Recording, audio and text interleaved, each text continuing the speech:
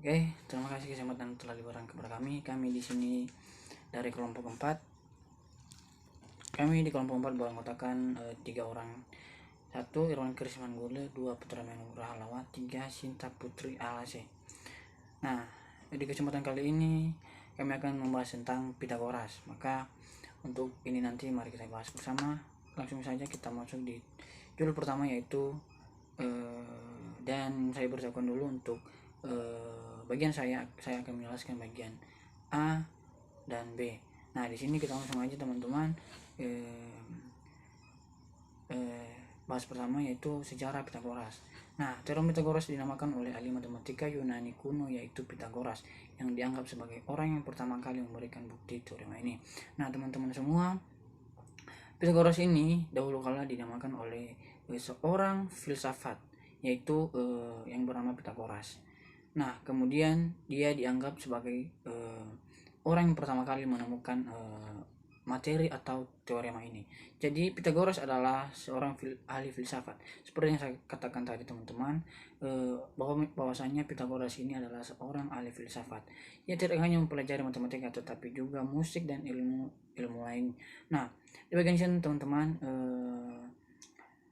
di materi Pitagoras ini tidak hanya mempelajari tentang materi matematika, namun Pitagoras ini juga teman-teman mempelajari tentang musik dan ilmu-ilmu lainnya. Nah, kita bahas tentang Pitagoras ini, bahwasanya Pitagoras ini lahir di Yunani tetapi pergi belajar ke Mesir dan Babilonia. Nah, di sini teman-teman semua, Pitagoras ini tidak menetap di daerahnya atau di negaranya sendiri, namun akan tetapi Pitagoras ini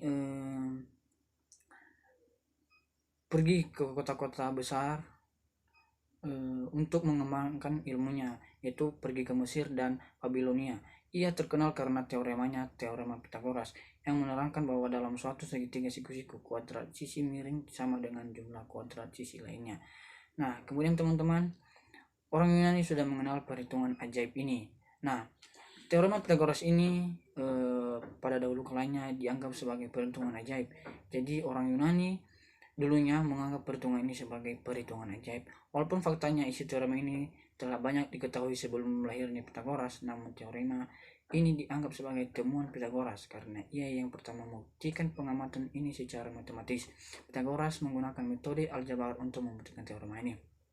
Nah, perlu teman-teman kami ketahui juga bahwasanya teorema ini bukan baru saja dikenal oleh orang, tetapi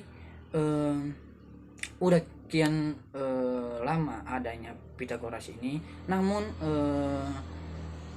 Namun hadirnya seorang filsafat yang bernama Pitagoras ini, dia bisa membuktikan bahwa dia bisa membuktikan pengamatan ini atau teorema ini secara matematis. Kemudian teman-teman, sejarah teorema Pitagoras dapat dibagi menjadi 3 yang dapat kita lihat di sini teman-teman, yaitu 1. Pengetahuan tentang segitiga Pitagoras, yang kedua hubungan antara sisi segitiga siku-siku dan sudut yang berdekatan. Kemudian bukti-bukti dari teorema. Jadi teorema ini teman-teman intinya tidak bisa kita definisikan ketika kita tidak bisa membuktikannya.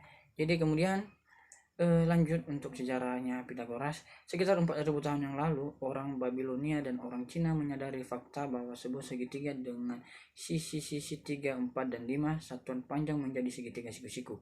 Kemudian mereka menggunakan konsep ini untuk membangun sudut siku-siku dan merancang segitiga siku-siku dengan membagi panjang tali menjadi dua belah bagian yang sama, sehingga satu sisi segitiga adalah 3, sisi kedua adalah 4, dan sisi ketiga adalah 5 bagian panjang. Kemudian bagian B teman-teman, yaitu konsep dari teorema Pitagoras. Bisa teman-teman lihat di sini bahwa teorema Pitagoras kemudian menjalar ke triple Pitagoras, segitiga khusus, penerapan teorema Pitagoras, kemudian ada segitiga siku-siku sama kaki, dan segitiga siku-siku dengan sudut yang 30, ada yang 30 derajat, 60 derajat, dan 90 derajat. Kemudian kita masuk daripada pengertian atau definisi daripada Pythagoras ini. Itu teorema atau dalil Pythagoras adalah rumus yang terdapat dalam bagian geometri. Rumus ini berguna untuk menunjukkan hubungan antara panjang sisi segitiga siku-siku dengan salah satu sudut yang 90 derajat. Pythagoras merupakan kuadrat hipotenusa atau sisi terpanjang pada segitiga siku-siku sama dengan jumlah kuadrat dua sisinya. Lanjut teman-teman, kata kunci untuk Pythagoras yaitu segitiga siku-siku, hipotenusa dan triple Pythagoras. Segitiga siku-siku adalah segitiga yang salah satu sudutnya merupakan sudut siku-siku, sedangkan sisi yang berseberangan dengan sudut siku-siku disebut sebagai hipotenusa.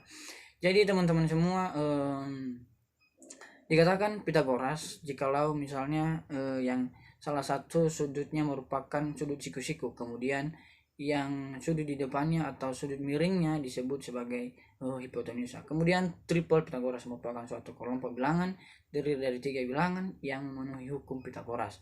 Jadi triple Pythagoras digunakan untuk menemukan 3 kali lipat atau kelompok 3 suku yang memenuhi Pythagoras memenuhi persamaan teorema Pythagoras.